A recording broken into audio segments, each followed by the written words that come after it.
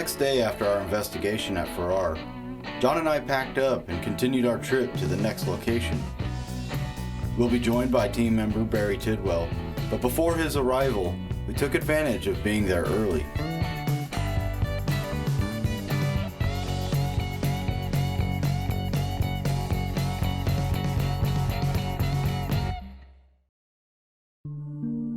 Edinburgh Manor is one of Iowa's most notorious haunts. Visited by paranormal teams from around the country, it seems that the spirits here like to show up.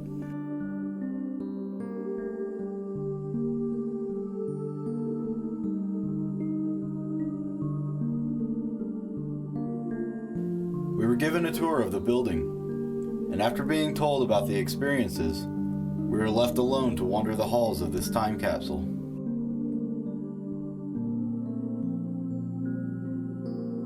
It's like walking onto the set of a horror film. The relics of the past serve as a reminder of what was, and as you pass the doors of the long hallways, you get a sense that you're not alone.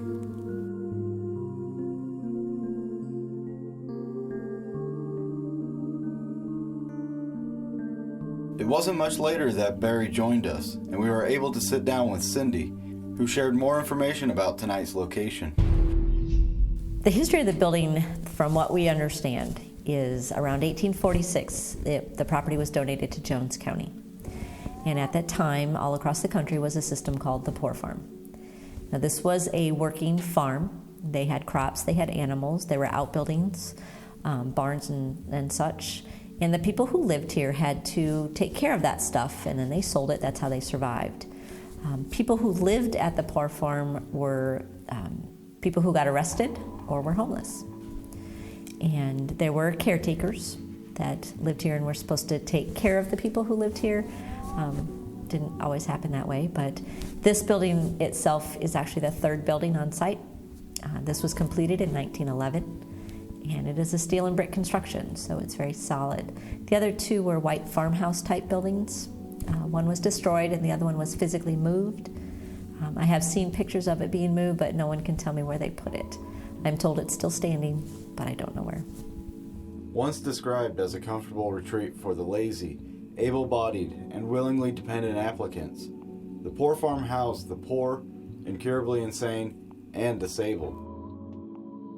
Here they would farm for agriculture and livestock, and tenants were given shelter and food for their labor. In 1910, the Poor Farm closed down and was demolished.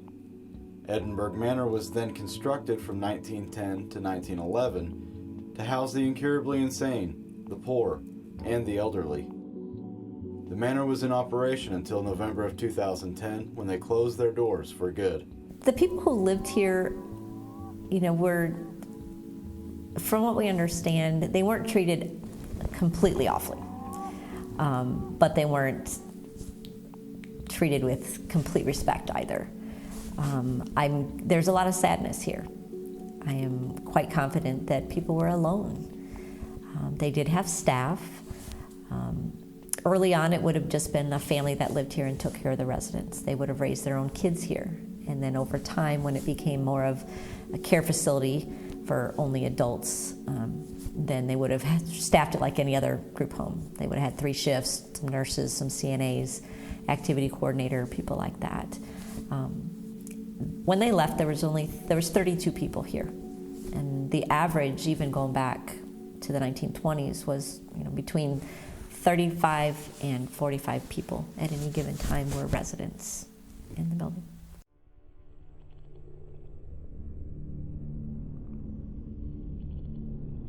There's a small cemetery that sits across the road, and we are given information that actually was the settlers of the town of Edinburgh. Edinburgh was actually the county seat of Jones County, but it did not last very long.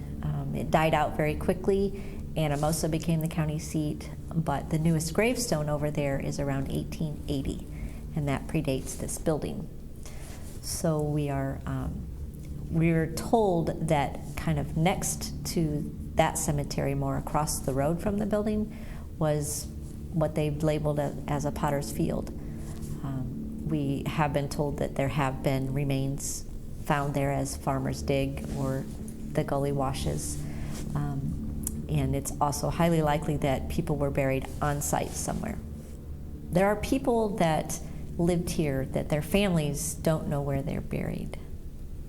And I have spoken to a gentleman who is convinced that his great, I don't know how many greats it goes back, but his grandfather was a confirmed resident of the Poor Farm before this building was built, and nobody in this family knows where he's buried. And so that's a sad thing that I've not found any information, or no one's been able to give me any information on it. Those kinds of things, the people who are really lost.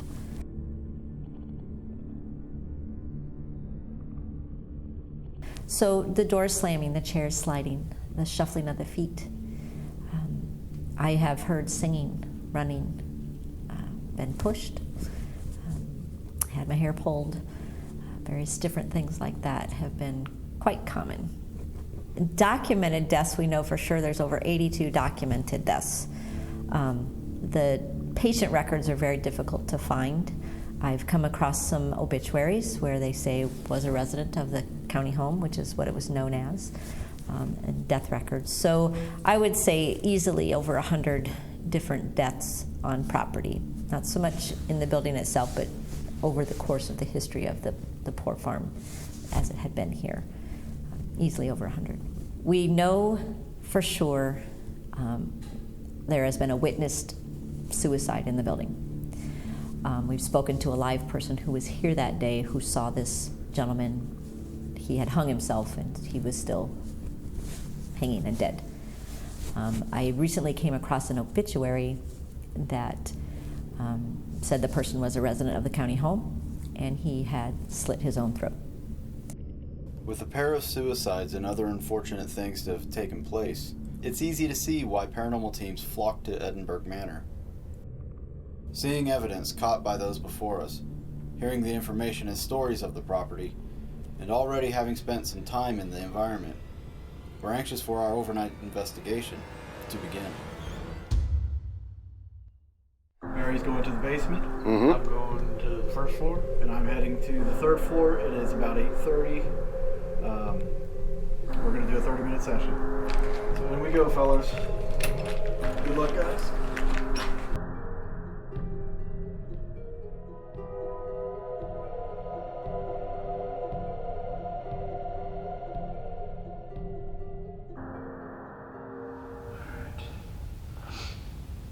Let's start off in this room.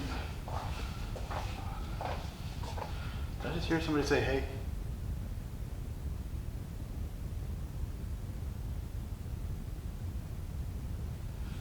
I want to say hello to whoever may be here.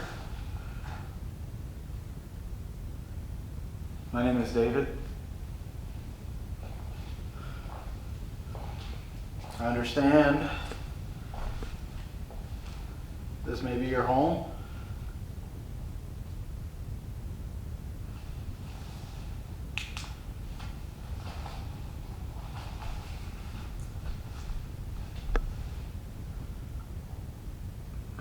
That's my guts. All right, so my name is Barry. I'm just coming out here to see if I can get anyone to talk to me about what may have went on at the Poor Farm.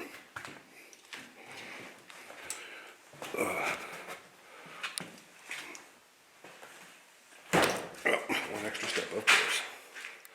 All right, so I've heard about this gentleman that's down here with the name Joker.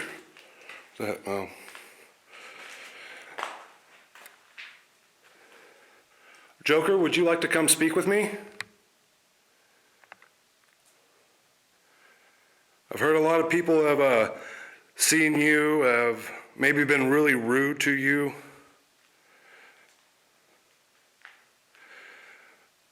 I'd like to just have a conversation with you or get you to do something to let me know that you're here. Maybe so that we could get people to, be more respectful in the future.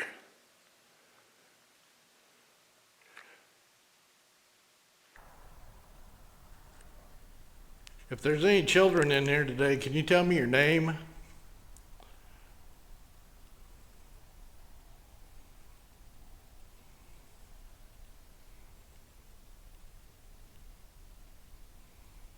I'm not here to harm you. Nothing. I've got a camera in my hand that I can record if I can see you. I have a digital recorder with the red light sitting over here on this table.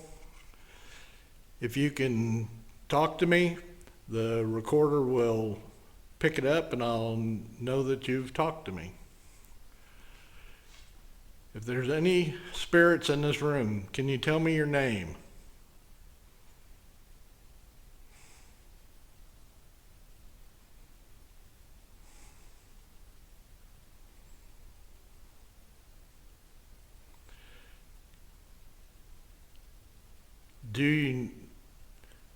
Do you know what year it is?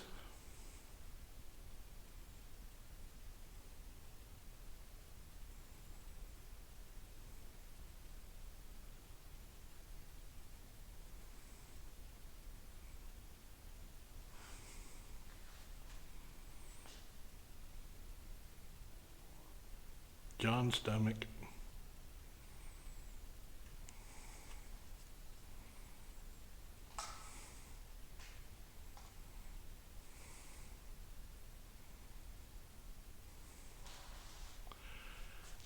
Well, I guess nobody wants to talk to me.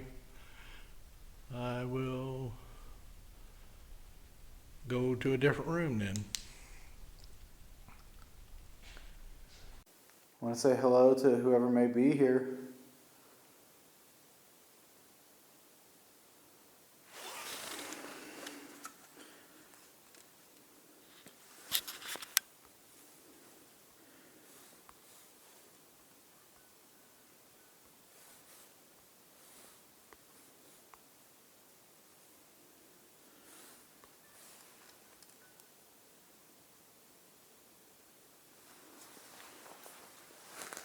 If that was you squeaking,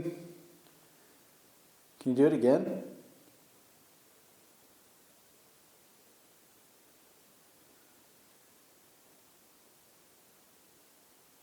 I hear somebody whistling. I don't know if that's John.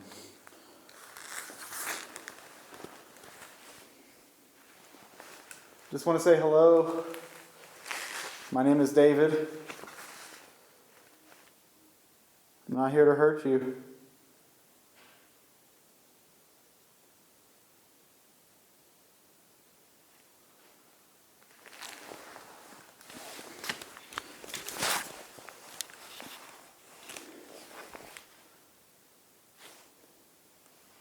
I'm actually here to talk to you. I wonder if you'd be interested in talking to me.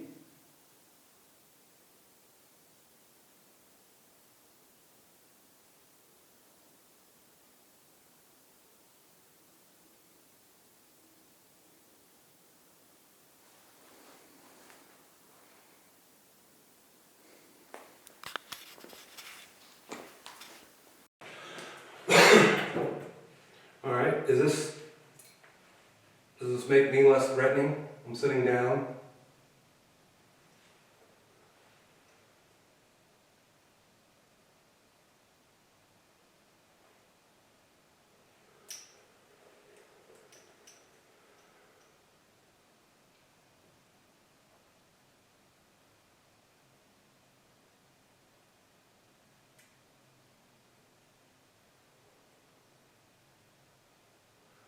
What can you tell me about the staff that worked here? Were they nice to you?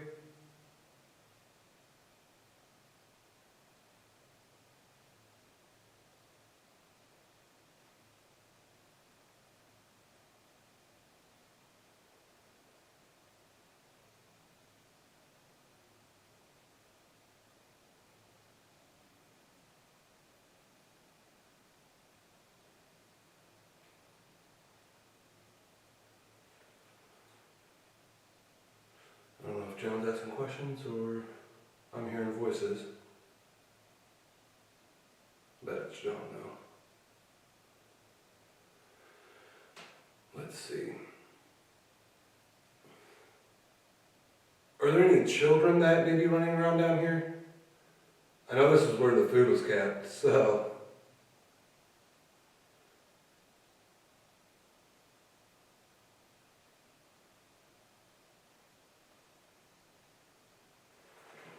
Alright, well, I guess I'm just gonna mosey on up through this way. Just that.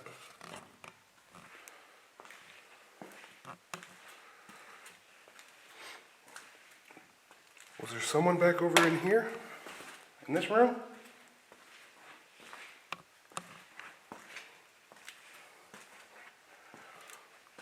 Hello? Knock, knock.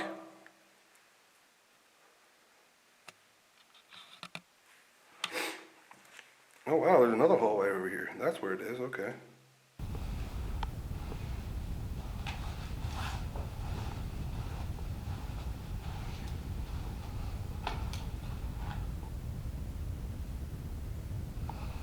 Just looked like somebody peeked out around that corner.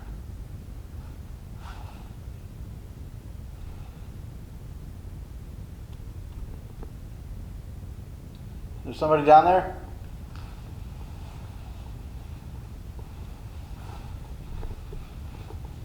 Hey, buddy.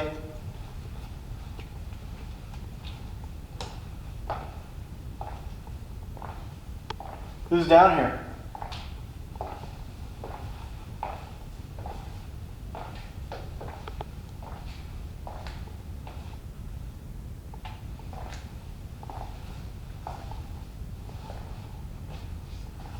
Is this your room?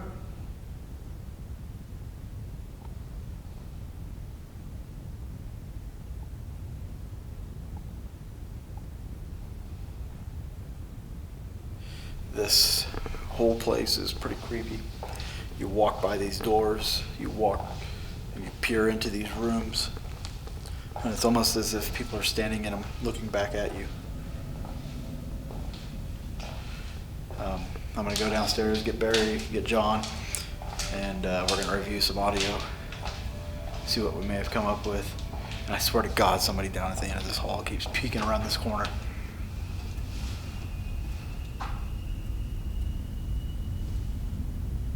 How was it down there? It was kind of dead for a little bit, but it felt intense. And then right at the end when I started walking up, I stopped. You'll see on here, I hope the audio caught it, because I stopped and you hear footsteps walking up behind me.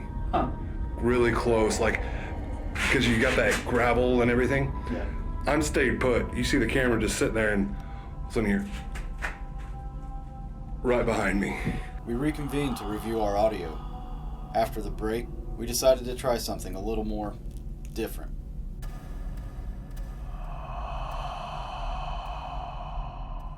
Okay, since we're at Edinburgh Manor, I'm really actually going to try to open myself to this building and what's inside of it. I've only attempted this a couple times before. One ended up with me missing about 10 minutes of the investigation and only recalling what happened due to video. What I'm basically doing is I'm grounding myself and opening up my spiritual being so that other entities from the spiritual realm can come in contact with me, possibly even speak through me, which don't try this at home, folks. Right here is where Barry's going to be sitting for his session.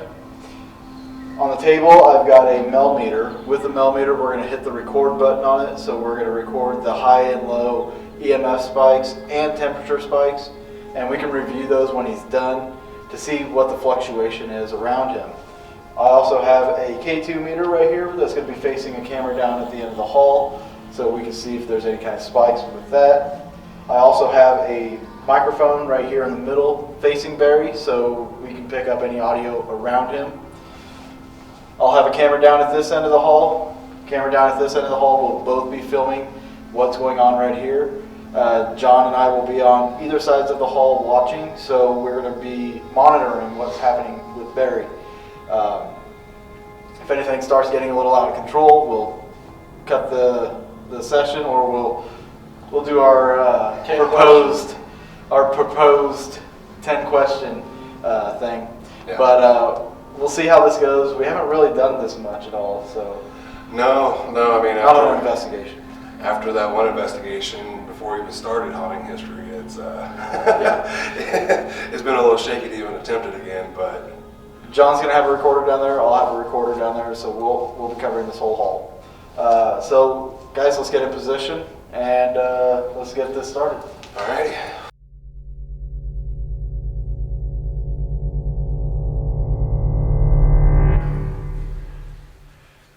Okay, I'm out. Lights out.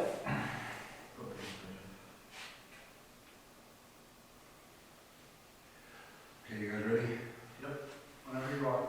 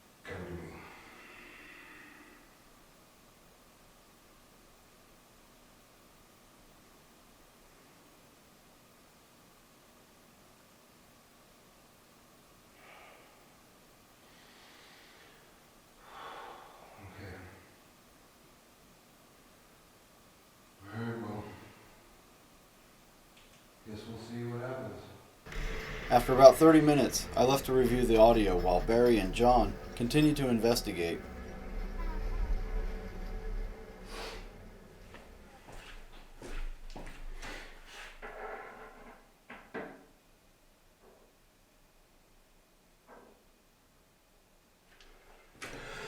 I'm not even sure if you can see that on here.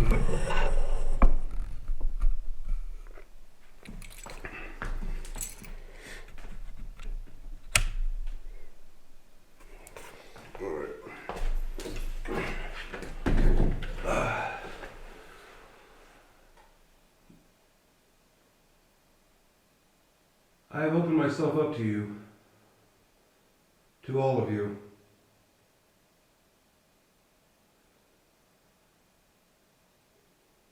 I'm trying to be friendly and lend you a hand by offering up myself. Will you please come in here?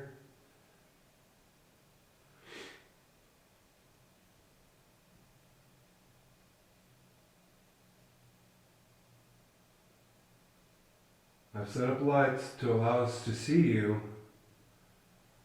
so that we know you're here.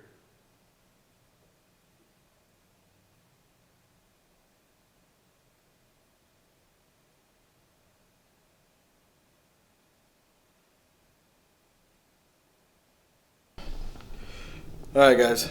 I just got done reviewing audio of Barry's session. Barry and John are inside Edinburgh right now. I'm about to go and join them, and we'll see you in there.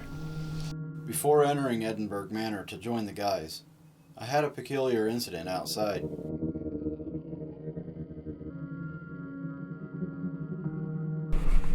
So, come out of the house and start coming up here. Well, I noticed the dog wasn't running at me, and I looked over here. The dog's been sitting here in the yard just staring at the Edinburgh Manor. Just sitting there staring at it. Till I said something to it, and then it looked at me, and then it woofed and just sat there and kept looking back at the manor and stuff, so I went and pet it. And then told it I was going in, and it followed me over to the door, and I told her she couldn't come in. She just sat down and stayed there. So I'm like, that's pretty weird. This dog right over here. He just sits there and watches Malvern, or he just sits there and watches Edinburgh.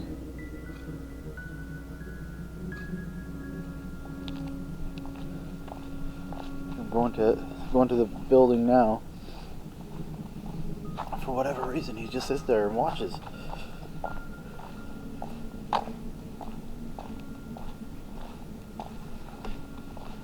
Hey, puppy.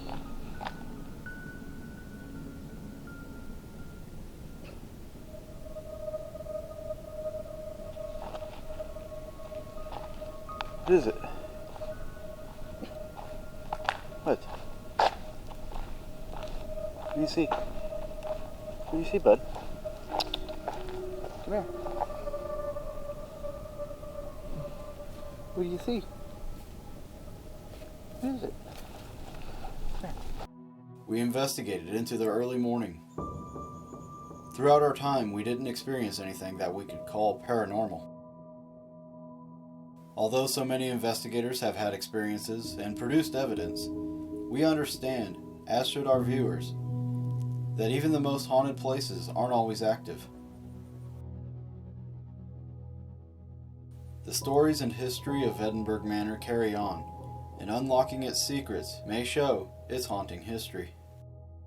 The one thing I think that people should know about the manor is that it needs to be respected. People who are here,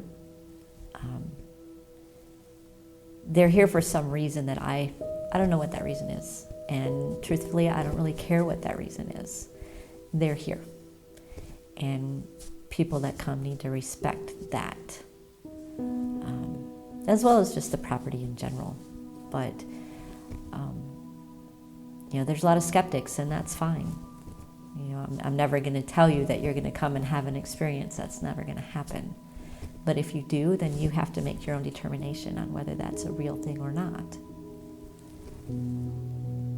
But because of the type of people who lived here, from the children to the elderly, to the not so crazy to the really crazy, they were still human and they deserve our respect.